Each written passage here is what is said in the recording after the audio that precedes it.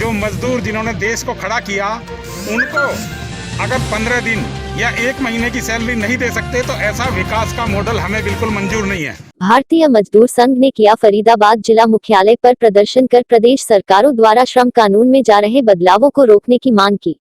उन्होंने मांग की कि बेशक प्रदेश सरकारें ऑर्डिनेंस लाकर और श्रम कानून में बदलाव कर रही हैं, लेकिन माननीय राष्ट्रपति श्रम कानून में बदलाव पर अपनी मोहर न लगाएं जिससे यह कानून न बन पाए।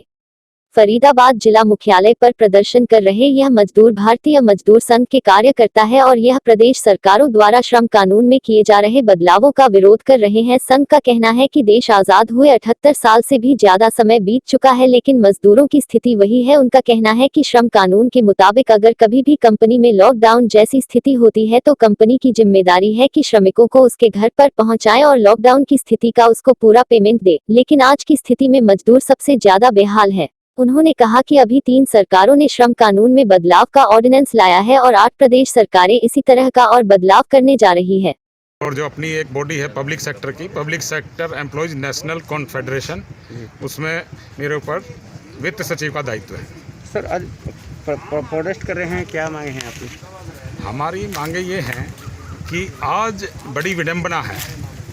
विडंबना इस चीज़ की है कि जो श्रम कानून हमारे बाबा साहब डॉक्टर अंबेडकर ने जो श्रम कानून बनाए, उसके बाद में जो हमारे दलित नेता आए जगजीवन राम जी, श्रम मंत्री रहते हुए उन्होंने जो ट्रेड यूनियन एक्ट और इंडस्ट्रियल डिस्प्यूट एक्ट, जितने भी एक्ट बने गरीब मजदूरों के लिए, उनको इन सरकारों ने, अभी 3 सरकारों ने ख़त्म किया है और लगभग 11 सरकार ऐसी हैं जो उनको और ख़त्म करने वाली हैं, जिन्होंने 8 घंटे से 12 घंटे काम शुरू कर दिया है।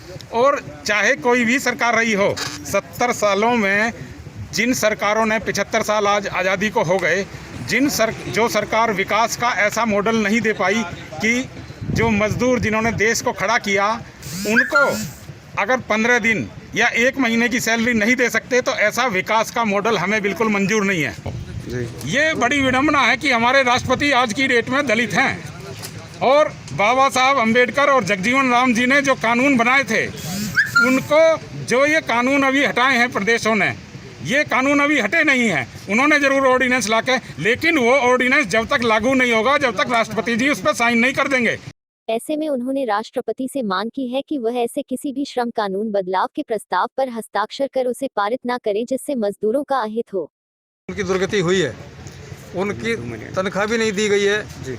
उनका वो लोग रोड पे चल रहे हैं 100, 200, 500 किलोमीटर जी, और आप देख रहे हो वो थक के कहीं सो गए हैं तो रेल से कट गए हैं, कहीं ड्राइवर की लापरवाही से वो कहीं एक्सीडेंट में मारे जा रहे हैं, लेकिन उनकी तरफ सरकार का कोई ध्यान नहीं जा रहा है।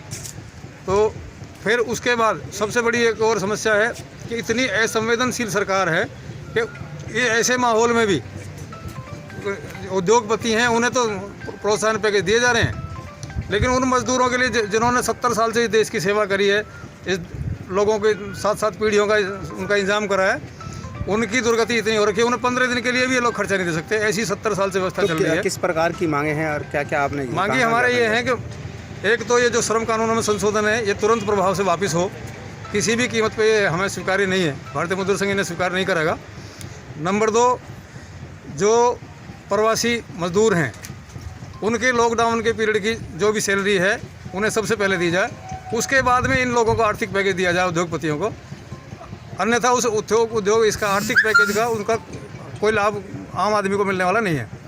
नंबर 3, पूरे श्रमिकों का राष्ट्रीय रजिस्टर बनाया जाए ताकि उनका पंजीकरण आसानी से हो, पता लगे कि इस देश में कितने प्रवासी मजदूर हैं और उनकी व्यवस्था ठीक से हो सके। हम ऐसी व्यवस्था के विरोध में हैं जो 70 साल में विकसित होकर के 15 दिन भी किसी मजदूर का पेट नहीं भर सकती, उनकी जिम्मेदारी नहीं ले सकती। तो ऐसी व्यवस्था का हम बिल्कुल विरोध करते हैं और किसी भी कीमत पे ऐसी व्यवस्था हमें बर्दाश्त नहीं है। भारतीय मजदूर संघ इसका पूरा विरोध करेगा। सरकार द्वारा जो आर्थिक पैकेज दिया